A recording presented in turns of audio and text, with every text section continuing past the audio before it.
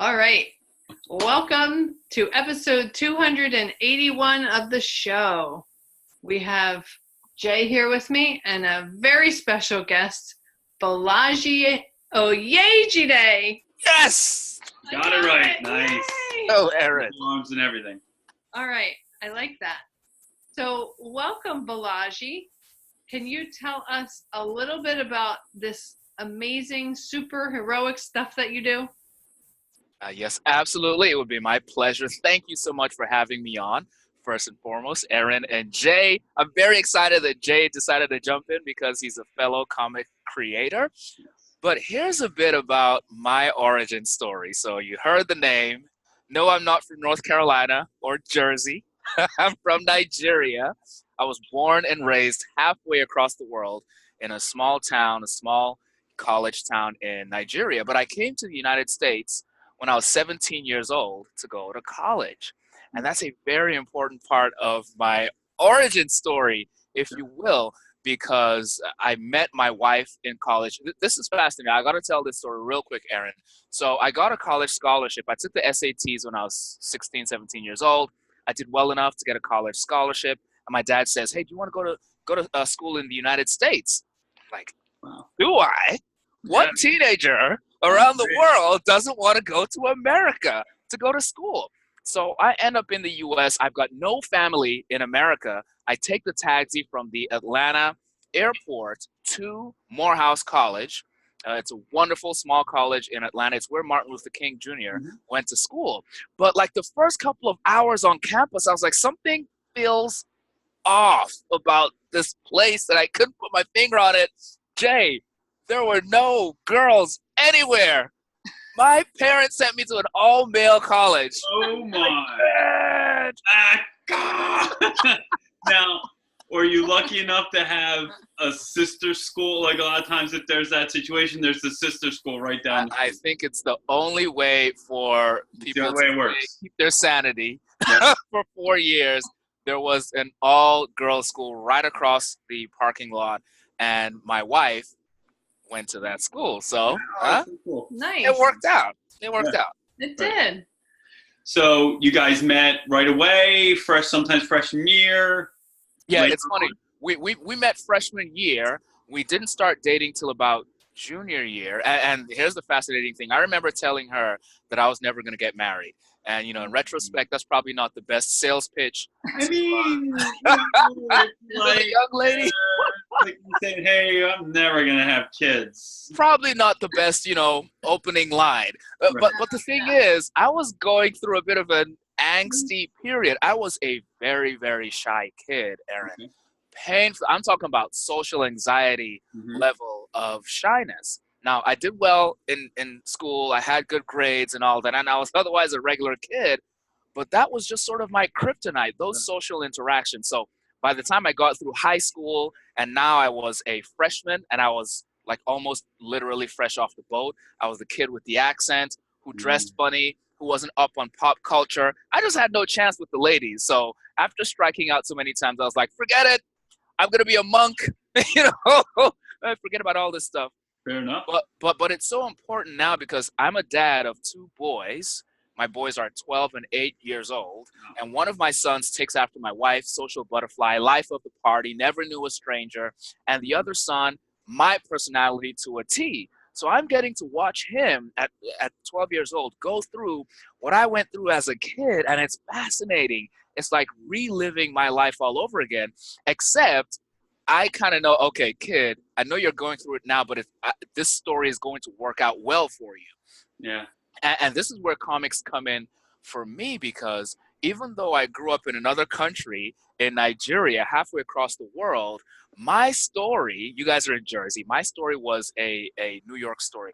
I was Peter Parker, Jay. Cool. I was an African kid. That is the fictional character that I looked up to.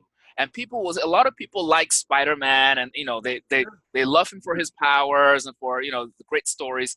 But that origin story spoke to me because Peter Parker was awkward. He was a geek. He got picked on. He struck out with the girls. And still, when he gained this power, he found it in him to help sometimes the same people that were picking on him. Right. And so as a 10, 11, 12-year-old kid with social anxiety who would just sort of devolve into a ball of sweat and anxiety whenever girls were around, or if I had to speak to a crowd, I said, dude, I don't know what my purpose is right now, but if Peter Parker could have a purpose and if he could find his superpower, I don't know what my power is going to be, but when I find it, it's going to be awesome.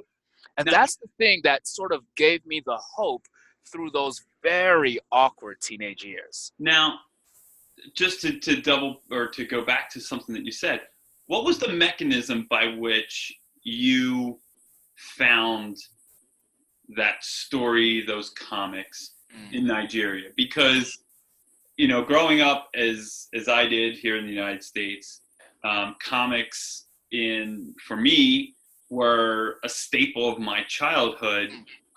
But even when I was a fan here in the US, it wasn't so ubiquitous at that point. Yes, it was there, but by the time I got to 6th, 7th, 8th grade, you were kind of the same story. You were the outsider. You know, you were a weirdo. Now I was a big. That's right. I was, you know, I'm a big guy now. I was a big kid then, but I was heavy, and so I was mistreated too for weight and that kind of stuff. And I was not outgoing either, but I was kind of like the shy, like big kid, right? But I'm more interested, you know, because that's a story that I've told before and that we've discussed. But I want to know how you found comics in Nigeria. Was it a direct import? Was there some? Because I know in other parts of the world, like in the UK, they took stories that were part of the American comic culture and repackaged them in some cases. But sometimes they created new stories around those characters, and then they had their own unique characters. So in Nigeria, was it just a straight, like, hey, here's Spider-Man, you know, 252, here's your copies of it, or was it repackaged in some way? Right. Yeah. So we had this guy, he had sort of a comic shack. Okay. And his name was Sam. I still remember his name like 30 years later. I don't know why. That just popped into my head. But Sam, he was this cool, you know, probably 20-something-year-old guy, had the cool haircut, the cool sunglasses, and he was importing those comics. I don't know how he was doing it, but he was a lifeline to that subculture of nerdy kids who knew about comic books. You guys just talked about going to Avengers Endgame with, was it 14 kids? 14 kids, oh my gosh, you're so brave. But superheroes and comic books have become part of the mainstream. They were not part of the mainstream in any part of the world 30 years ago. But the thing is, because kids like me, kids like us, were already sort of sidelined, then it was like, what do we have to lose? I tell people often who didn't grow up into comic books, maybe they had more of an emotionally healthy childhood, which is awesome. Right. But I tell them that comic books they're not as juvenile as outsiders might see them to be. They're actually modern mythology. Sure. Just like we have stories of Hercules and Perseus and all these other legends, they are stories where from generation to generation we're passing down instructions, whether it's moral instructions or principles, they're guidelines for how kids can grow up to become upstanding citizens in life. So you might see Spider-Man and you see a guy in spandex and tights, and admittedly, you know, on the outside that looks a little ridiculous. You know, you got Superman who looks, why does he have his underwear on the outside? But when you get into some of the moral principles, the principles of resilience, of civil responsibility, right, of doing the right thing, with great power comes great responsibility. People might think Socrates said that, or Shakespeare said that, Stan Lee said that. And that is one of the most timeless pieces. So the comic book art form is a uniquely American art form that I think has changed the globe. Yeah. So that I think maybe you sort of got lucky, or it was fate, or whatever it was, that conduit reached Mr. you. Sam. That Sam, that interconnection of the universe, that he landed in your path. Because I think that you know, there's a lot of places in the world where until the more recent innovation with the Marvel movies and the cinematic Yes. universe, Yes. where those characters were not as ubiquitous, were not as prevalent in culture. So, you know, that's awesome that you were able to have that intersection. Now, you know, fast forward to that guy who came to America and worked his way into our culture and found a spouse and all that kind of stuff. What are you doing now, and how are you taking that message forward? Yeah, so it's interesting. I'll go back to this theme of the origin story. Yeah. It's a central part of every superhero character. Yeah. But the fun thing is, even in real life, we can actually construct our own origin story. So Jay, Aaron, you're digging into my origin story to figure out, how did you get to this point where it's fascinating. People will see me today. I'm an author. I've written about 50 kids superhero books. All of my superheroes are kids. That's a shout out to Peter Parker. But I've written about 50 of these books where these kids, they all have something that makes them feel less than, makes them feel broken. I felt like I was broken as a kid, like something is wrong with me. I mean, my parents I get home every day, you know, how does school go? Are you getting good grades? As long as I was getting good grades and wasn't acting out, oh, the kid is fine, he's fine. But inside, I felt like I was broken. And comic books were the only thing that were reflecting back to me, no, you're not broken, you're just different. But listen, the world needs that difference. So when I became a dad, and I had these two sons, I said, it took me probably till after college to really get comfortable in my skin. You know what I mean? Because the guys, for us guys, the guys who are outgoing, extroverted, type A personality, God bless them all. The world needs them. And the world we recognize that sort of hero. If you see a Superman archetype, you recognize that as a hero. When you see an awkward, gangly 15-year-old kid who keeps cracking these really bad jokes, right? Because he's covering up on his insecurities. You're like, kid, get out of here, right? So I didn't feel like I saw heroes that looked like me, and so I felt like I was broken. So when I finally got past that, I was like, I don't want my kids to go a couple of decades before recognizing that the world needs them just the way they are. They're already what they're supposed to be. Right? And so I said, I'm going to create superheroes that feel like they're broken. Mm-hmm. And despite that, they discover a superpower, but that brokenness doesn't go away. That brokenness has to be a huge part of who they always are. So one of the first heroes that I created, Aaron, was a Mexican kid. He's growing up in Mexico City, and this kid discovers the power of flight, which is really cool. That's like one of the classic superpowers, isn't it? The power of flight. Here's a problem. He's scared of heights. Interesting. And every time he flies, he gets vertigo and throws up. Okay, so now he's a teenager. Now, when you see people that need your help, are you going to use that power and embarrass yourself, or are you going to save face and let those people suffer? Because I realized that even today, I get to travel around the world, and I speak to kids, I speak to teachers, I speak to parents, and people are like, oh my gosh, you know, there's no way you were a shy kid. I'm still that same shy kid. If you put me on stage, if I get to talk about superheroes, my superpowers come out. And I seem like I'm the most extroverted person. I seem like, you know, I'm the life of the party, but I'm still an introvert. That's just the chemistry that makes me up. That's the chemistry in my brain. And what that means as an introvert is that after about an hour, I need to go recharge. If you don't let me go in a corner and curl up into a ball, I'll be a mess. Now, if you're an extrovert, you actually get energy, right, from that social interaction.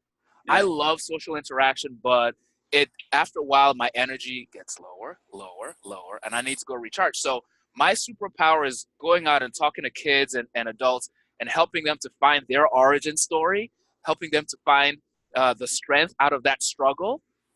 But I still have my kryptonite. I still have that thing that makes me weak. I'm not Superman. I'm Spider-Man. I'm still that awkward, nervous kid. That's interesting because we talk a lot about this, about the introversion and extroversion, especially through the lens of our kids, but also through the lens of ourselves. When we met, I was very much what you described. I was introverted. By then, I had, blossomed at least physically. Like I had gotten really tall, and I was good at sports and all that kind of stuff, right? Aaron is nodding. Aaron says yes. Yeah. Very blossomed. But I was still quiet. I was still extremely quiet.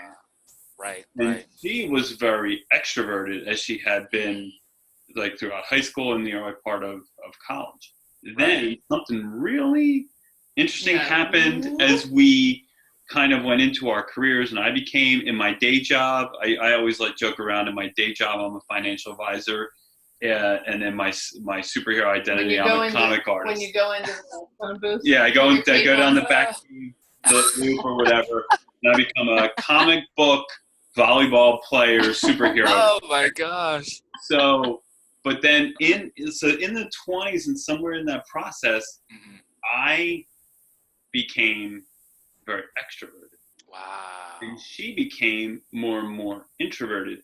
But what I think, and it's an interesting thing, and I think because I thrive on social situations, but I think I always would have, but was just, what's the right word I'm looking for? Sort of molded by school and stuff like that. I was very young. By difficult experiences in school. I was like a year ahead in school. Okay. So I was kind of socially behind a lot of kids, and I think what happened was that sort of kind of turned what would have normally been that extroverted kind of archetype that you're talking about into somebody who was very quiet, because you sort of get negative reactions. That's right. Your feedback. That's right. That's right. Go, oh, well, then I'm not supposed to do that, so I'm just going to sit over here and I'm going to read fantasy novels. But eventually, butterfly, like whatever you want to call it, like you kind of grow into yourself. In my case, grew into myself physically, but also grew into. When I talk to my kids, a lot of times, it's hard to sometimes express to them exactly, like, if you have different interests or you have things that are outside of the norm, there's a couple ways you can handle it. I have friends who just wouldn't, they wouldn't expose other people to them. Right. My thing was just, I was going to do it regardless. I didn't care. But I was just going to be like an island unto myself. I was going to be like, all right, well, fine. Like, I'm going to be over here reading these books. Right. Or reading comics. Or drawing. Yeah. And if you don't like me, that's cool. I'm just not going to be a part of it. But what I found was that once I matured mentally, was that I could then be like, oh, hey, I really love this. Here's why it's really cool. And then that natural extroverted personality came out. And I'm like the antithesis of the artists that we see, like at Comic-Cons, and maybe some of the artists here. Like, you got these guys at Comic-Cons who are down there, and they're God bless them. They're amazing artists. I love them all. They're good friends of mine. But they're like this. They're not interacting. I'm like this, like talking and come on in, come over here, check out what we got. I'm like the antithesis of that artist. Right. For me, I love these cons for the ability to just go out there and like talk with people. I usually come back most of the time. Sometimes I get tired, but most times I come back from these cons and I am like fired up because I have those great experiences dealing with it. So anyway, I sort of pulled my origin story and wrapped it around yours. Look at that. Look at that. We all have one though. Yeah. So you've got over 50 different novels that you've written. Now, when I looked on the website, I saw the sort of the universe of your heroes. Yes. The different artwork. Now, is that artwork that you've had commissioned, or is that ideas that you've designed and then other people implement those? How does that work in terms of the art side of things? As an artist, of course, that's very interesting to me. Yes, absolutely. Absolutely. So I didn't do any of the drawings myself. I came up with the visions for all of these characters, and then I worked with a handful of very talented artists. I have a couple in the Philippines, a couple in Indonesia, a couple here in the United States. So over the years, I've sort of built my own band of Avengers, if Yeah. you will.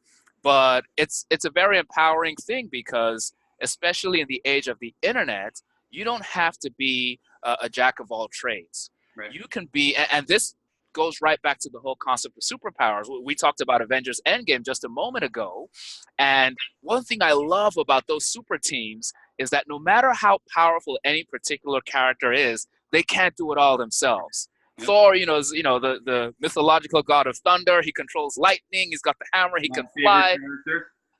Yeah, but Thor has not one but multiple Achilles heels. He'll be the first to rush headlong into battle without before necessarily thinking it through, right? So everybody needs their Avengers, and you talked a little bit, Jay, about as a kid having that wherewithal to be able to say, I'm different, I'm unique, and if you don't like it, that's okay. I admire that so much. Not I everybody didn't can have do it. that. Yeah, I didn't have that until I was an adult. Some kids have that in them. A lot of kids, just don't have that, and it's nothing against them. They haven't developed it yet. But those kids need an Avengers. So when I was into marbles, playing marbles in the sand I think this was 7th grade. I didn't notice girls till 9th grade. So I was a bit of a late bloomer. So 7th grade, my friends and I were still playing marbles, getting dirty every day. But I had a group of friends. I had like 6, 7 guys where that's all we wanted to do. And so that insulated me from whatever the judging eyes might have said, right? Now, as soon as I sort of hit puberty and I became a lot more aware of what other people might think about me, that's when the social anxiety really came out for me. But I'm just sort of tying it full circle to say I didn't do the drawings myself, but I love what these artists on their own would not have come up with the finished product. And I on my own wouldn't have come up with the same finished product. So I was like, I'm seeing this, I'm seeing that. He looks a little bit like this, a little bit like that, and it all comes together. Awesome. Now, when I saw on the website, and I didn't get a chance to look as deeply as I wanted, but I saw that there's multiple different books that sort of detail each hero with unique struggles that they may have encountered. Has there been the crossover? Has there been a time when we get the whole squad together, right, and we deal with the thing that everybody needs? They all got to pitch in to fight their Thanos. I love it. That's such a wonderful question. We haven't done the crossover yet. What I did was I created a 3-book series for each of the heroes, and I intentionally made them short chapter novels. They're like 100 pages long. I sort of created my books for my older son. So as my older son, I started creating them when he was 3 years old. So I started with picture books. As he got older, I started writing, 1 page of text, 1 picture. Now I'm doing short chapter novels. But these 3-book series are all the origin story for each of these heroes. And of course, each hero has a nemesis that is sort of their polar opposite, right? Doom is building. The Legion of Doom, right? Exactly. The Legion of Doom. And the wonderful thing that we created was through this origin story, through this story arc, the hero sort of discovers themselves. And they're able to have some small victories. But my kids get on me about this. After like the 5th or 6th series, they're like, Dad, how come the hero never wins in the end? I'm like, because if they did, that would be the end of the story. Right. So the hero, they're able to celebrate that they have this power. Just like for you, Jay, when you had that moment when you blossomed into your own, or Aaron, when you started to really come into your own with your gifts, you started settling into what makes you absolutely amazing and unique in the world. We all sort of have that moment when we start to mature into our powers, but that's not the end of the journey. That's the beginning of the journey, because you're only now equipped to start the journey. So some of us might not start that journey till we're 30 or 40 years old. You want to know when my journey really started? When I got laid off from my corporate job. Okay. It was my 3rd layoff in a 6-year span. Wow. Right? So I was happily working along for a corporation, got laid off, panicked, scurried to get a new job, better pay, better benefits. 2 years later, got laid off again. I scurried to find another job. 2 years later, got laid off again. After that 3rd layoff, my wife sort of laughed. That's not the reaction you necessarily expect, from your loved one after you get laid off. And she was like, maybe you really should go give this comic thing a go. You've been talking about it forever. Maybe this is the writing on the wall. And so I was like, okay, what else do I have to lose? And so that's an important part of my story, that struggle. And so I emphasize struggle as a big part of every superhero story, particularly for our kids, though.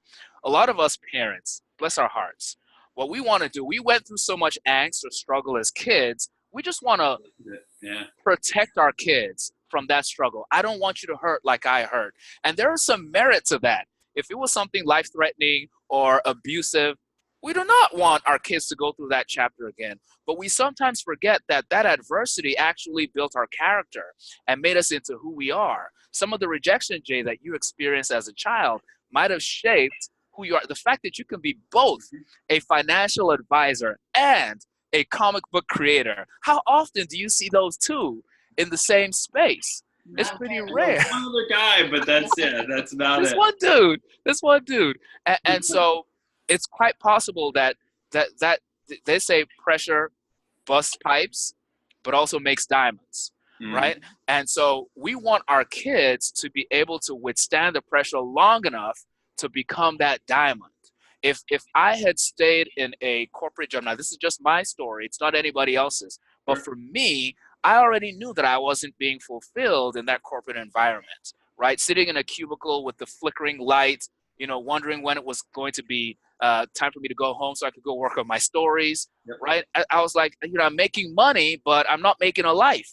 I'm not making a legacy. And so after being laid off for the third time, I was like, I'm going for it. I'm going for it. And I said, if I go for it and I fail, at least I'll be able to tell my kids, you know what, Dad swung for the fences. And here's everything that Dad created. And he didn't become the next Walt Disney, but he shot his shot, right? Isn't that what they say in Hamilton, right? You shoot your shot. And if it doesn't work, look, happiness is not guaranteed. In the United States, the reason people around the world love this country is because we have the right to the pursuit of happiness. You're not guaranteed happiness, but you get to pursue it. And so even though my parents, bless their hearts, they're both medical doctors, they grew up very poor in Nigeria. And so education was their way out, and becoming doctors was their way out of poverty. They wanted their 3 kids to be doctors. And my older sister is a doctor. And I kind of rebelled. And I was like, I want to tell stories. I'm not necessarily a doctor of people because blood makes me feel faint. So probably not a good look for me anyway. But I'm a doctor of words. I can do things with words that other people can't do. And a lot of our kids have superpowers that sometimes we overlook because they aren't the things that society says check the boxes. Oh, you're not getting an A in algebra, or you can't run 100 meters in a certain time. Well, you need to get your act together. That's not the case. I love this quote by Albert Einstein. He said, everyone is a genius. But if you judge a fish by its ability to climb a tree, it will grow up and spend its whole life thinking that it's stupid. And I spent a lot of my life being a fish trying to climb a tree and feeling I was stupid. And I don't want my kids to go through that. So I'm like, kid, whatever your superpower, let's work together. Let's explore. It's a whole world out there. Let's explore. And when we find that superpower, I got your back. Let's go all in and let's help you to be the best in the world at what you're already special at.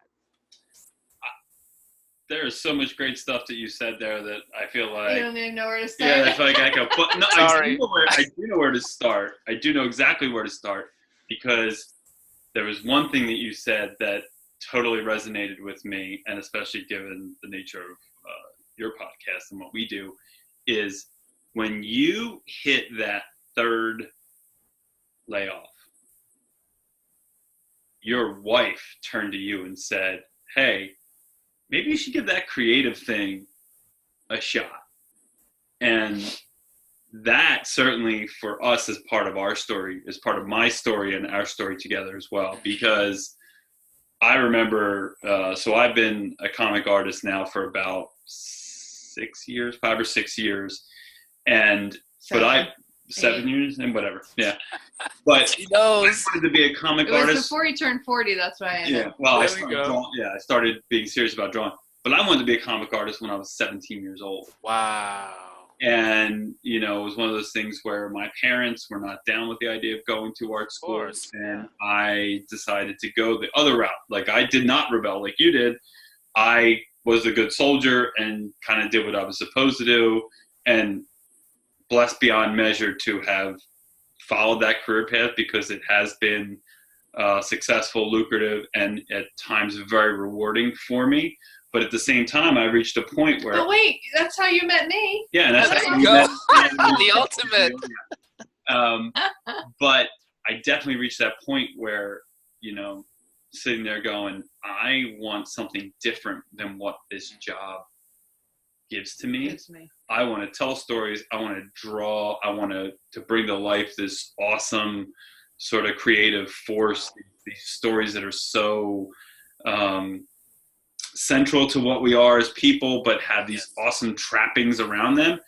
And I remember sitting there and having a discussion, and she said, well, so what would it take for you to do this? And I said, well, I had to take online coursework, and there's this website, and, you know, we'll drop a plug for them, comicsexperience.com.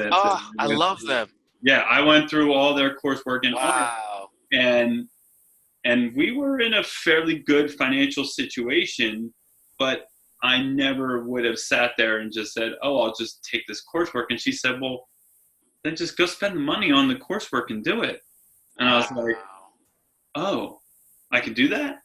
And I was like, I mean, you know, I'm a financial advisor. I have a fairly lucrative career. And she just said, of course, go spend the money on the coursework to become able to do this. And that really kind of was an example of how, you know, you talk about the Avengers and the team that's surrounded. For me, my team is her, right? She's the one who always has my back, always says, hey, go do this thing. I believe in you. I think you're, you know, special.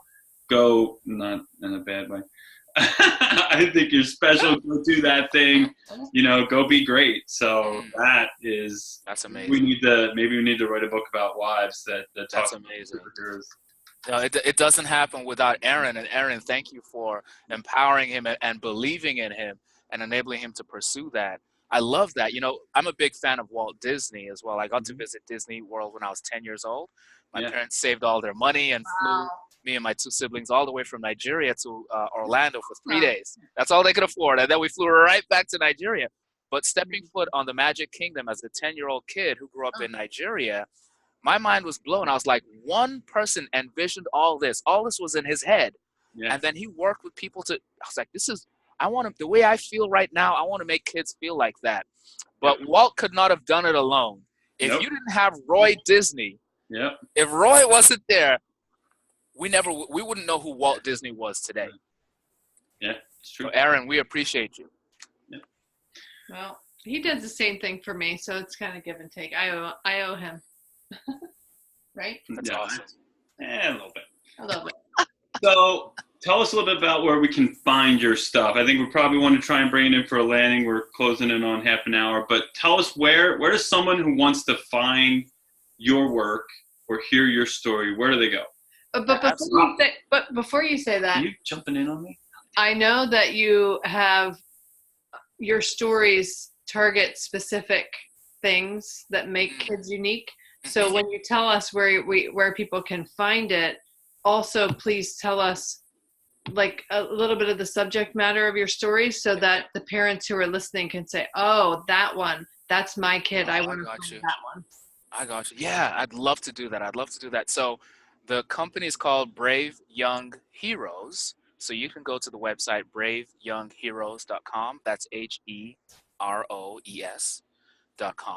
And the books, we have picture books for younger kids starting at age 4. And then we also have the chapter books for our tweens, our preteens, tweens, and teens as well. The heroes include the Mexican superhero that I talked about, El Valiente. He can fly, but he's scared of heights. I'm scared of heights. So, and I went skydiving. My wife made me go skydiving. Wow. 3 months before we got married. That's another story for another podcast. But I've also got an African-American superhero. His name is Kid Clever. This kid is a mechanical genius, think like Tony Stark, but he's got dyslexia.